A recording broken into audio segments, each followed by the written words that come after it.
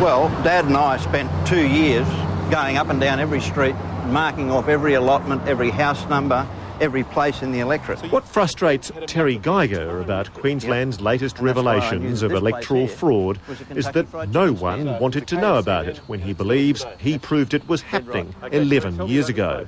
Well, when 4 people enrolled at number 8 Richmond Street, I checked against my map and discovered that, in fact, it was the car park of the Kentucky Fried Chicken stand. As it is today. That's correct. Mr Geiger was the Queensland Liberal MP for the Brisbane seat of Stafford until 1989.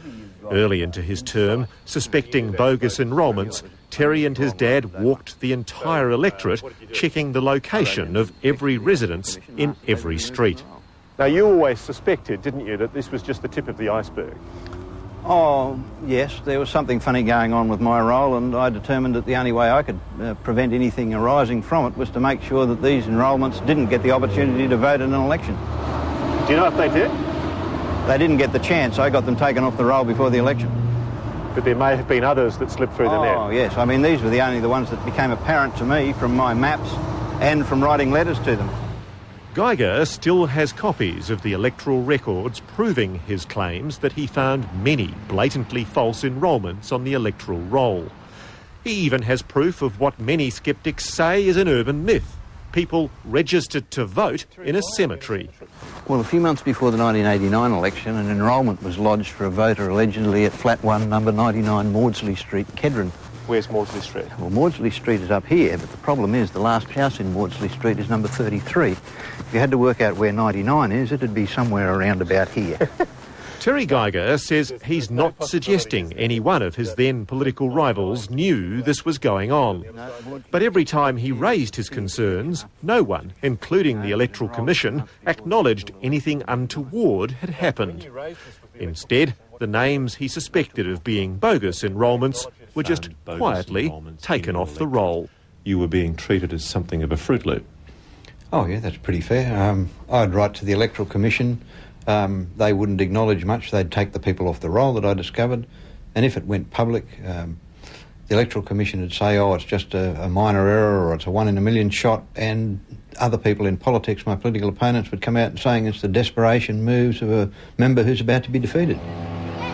One of the intriguing things about allegations of rorted elections, such as the one here on Bribie Island in the federal seat of Fisher in 1987, is that there are people from within the party who are prepared to privately admit it happened. We've spoken to one Labor insider who worked here who told us exactly what he did with fraudulent voting. We've also spoken to 2 other Labor insiders from another state who've described their involvement in fraudulent, systematic voting in key marginal seats in state and federal elections. Now, from the way they described the scam, it's quite possible that neither the candidate nor senior party officials would know what's going on. And to be fair, it's quite possible that all of these people, for whatever reason, aren't telling us the truth.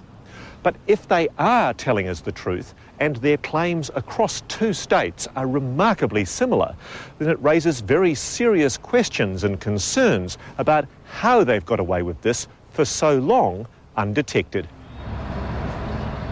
Journalist Bob Bottom has forced many royal commissions and judicial inquiries in his career investigating organised crime. But in 1992, Bob moved to Bribie Island, north of Brisbane. He took over a couple of local newspapers in the area and settled down for a quiet semi-retirement. It was not to be. What made you think that there was electoral fraud happening here?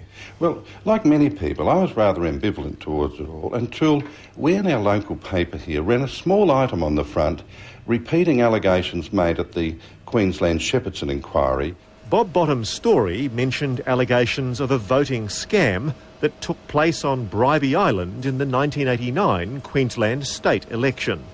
The day we published it, 2 people came into my office here and said, look, that's nothing. Do you know what happened that election? We did a delivery of mail to people on the island pre-election, and we found that there were, house after house of people just did not exist. That mail-out had been done for a Labor candidate who'd got the addresses off the electoral roll. Now, there are houses strung out right along there. Now, they're all odd numbers. and for every home that is an odd number, there was an elector enrolled for an even number, for here, where there's just water. So dozens and dozens and dozens of fictitious voters. Hundreds, actually. Hundreds. At election time, this Sea Rescue headquarters is the Ballara voting booth, one of 3 on Bribie Island. What Bob Bottom found was that in the 1989 state election, 879 more people had voted at this booth than at the 1987 federal election, a jump of 58%. The other 2 booths showed no such increase. Now, Bob, the Criminal Justice Commission, the Electoral Commission, they say it's nonsense. Well, they can say what they like. I've been used to that in dealing with organised crime. The fact is, it happened here because our people did the delivery. We know it happened. Bob Bottom believes the bogus names and addresses used here in Bribie Island in that 1989 mail-out may have come from electoral roll data the Labor Party still had on its computer from the 1987 federal election.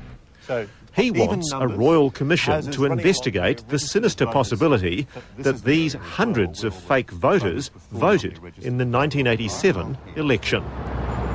The 1987 electoral roll suddenly becomes a very important document indeed. You'd think it'd be a simple matter to check here at the State Library whether there are bogus names and addresses on the 1987 Fisher electoral roll.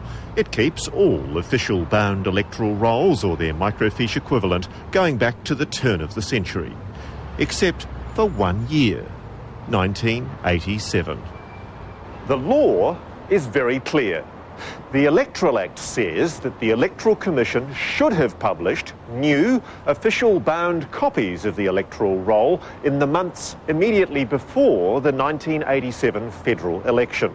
But that statutory requirement was waived by the Minister of the day. Now, there were supposedly microfiche copies of the roll to be provided to make up for this deficiency. But no one in Australia, anywhere, can find a copy for us. Not any state library, not the National Library, not the National Archives, not even the Electoral Commission itself. There will be more than a few people who will be wondering why that is.